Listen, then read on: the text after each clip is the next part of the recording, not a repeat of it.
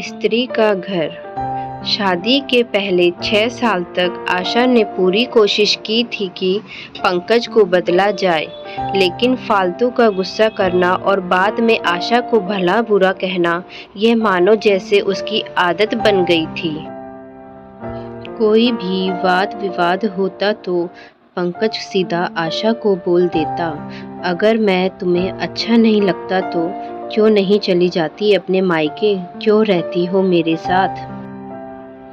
इतना सब कुछ होने के बावजूद आशा पंकज के साथ रहती थी क्योंकि उसे अपनी बेटी की फिक्र थी और वह जाती भी तो कहाँ, अपने बूढ़े हो चुके माँ बाप को इस उम्र में परेशान करना वह नहीं चाहती थी।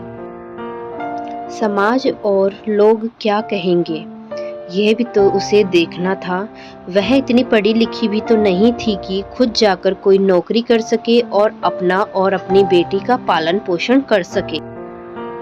आशा को अब अपनी फिक्र नहीं थी, उसको फिक्र थी तो बस अपनी शादी लायक हो रही बेटी की। आशा नहीं चाहती थी कि पति पत्नी के झगड़े की वजह से राधा डिस्टर्ब हो। राधा की पढ़ाई पूरी हो चुकी थी, उसके लिए अब शादी के रिश्ते आने लगे थे। कई रिश्तों को राधा ठुकरा चुकी थी। 2-3 महीने बाद एक अच्छा रिश्ता आया। रिश्तेदारों और पहचान के लोगों ने भी लड़के के बहुत गुणगान किए थे। पंकज एक शाम अपनी बेटी के पास बैठकर उसे बताने लगा, राधा बहुत अच्छा लड़का है, पढ़ा लिखा है, बड़ा घर है, बहुत अच्छी नौकरी है। ऐसे रिश्ते बार बार नहीं आते, इस बार मना मत करना।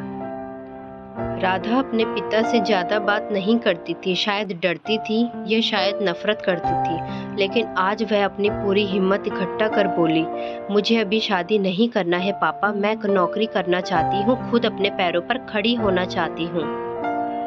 हाँ तो उसमें क्या बड़ी बात है, मैंने लड़के से बात की है, वह तुम्हें किसी बात के लिए नहीं रोकेगा।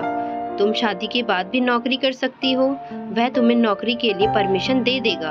पंकज बोला, मेरा नौकरी करना या ना करना उसकी परमिशन पर क्यों डिपेंड रहेगा पापा। राधा ने पूछा, मैं कह रहा हूँ ना, तुम्हें किसी भी चीज की कमी नहीं होगी वहाँ। ऐसे रिश्ते बार बार नहीं आते, इसे ठुकरा मत, बहुत खुश रहोगे तुम वहाँ। पंकज बोला, पापा क्या मैं उतनी ही खुश रहूंगी जितनी मम्मी इस घर में खुश है। राधा ने तंज कसते हुए कहा, आज तुम्हारी जबान कुछ ज्यादा नहीं चल रही।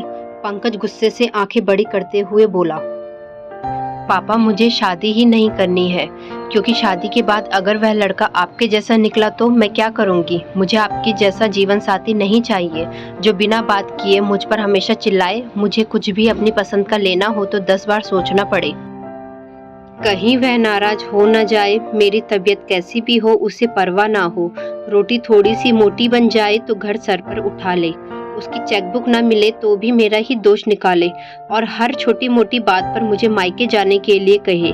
राधा ने अपना दिल खाली करते हुए पापा से सब कह दिया।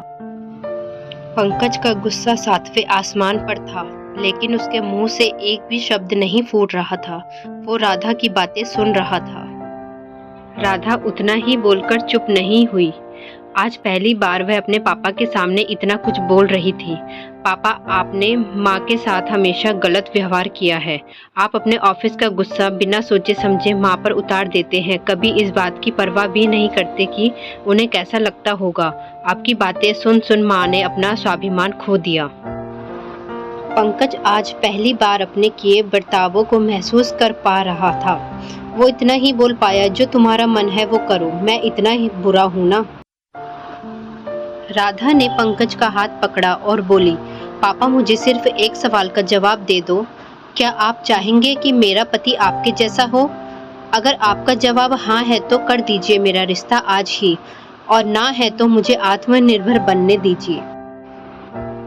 पंकज कुछ भी ना बोल पाया और वहां से चुपचाप बाहर चला गया। आज उसे आशा के सामने जाने में शर्म आ रही थी। चलते चलते उसकी आंखों से आंसू बह रहे थे। पंकज ने आज अपने आप को बदलने का निश्चय किया। अगले दिन से आशा ने अपने पति में काफी बदलाव देखा। वह सोचने लगी कि जो हिम्मत राधा ने दिखाई है, वह हिम्मत अगर मैं पहले ही दिखा देती तो शायद आज परिस्थिति कुछ और होती। अब राधा पढ़ लिख कर अच्छी नौकरी करने लगी थी और 2 साल बाद उसके लिए एक अच्छा रिश्ता आया और उसकी विदाई पर पंकज बोला, बेटा तू हमेशा खुश रहेगी क्योंकि तेरा पति तेरे बाप जैसा नहीं है। पंकज की यह बात सुनकर आशा और राधा की आंखों से आंसू बहने लगे। दोस्तों, हमारे समाज में औरतों को भले ही देवी का दर्जा दिया जाता है, लेकिन वह स्वतंत्रता नहीं दी जाती जो उन्हें देनी चाहिए। उन्हें बचपन से ही बताया जाता है कि वह पराया धन है। स्कूल से आने में देर हो जाए तो पिटाई मिलती है, मोबाइल पर बातें करते हुए दिख जाए तो खिड़की से झांकते हुए दिख जाए तो शक किया जाता है। माँ बाप का घर तुम्हारा घर नहीं है, पति का घर ही तुम्हारा घर है।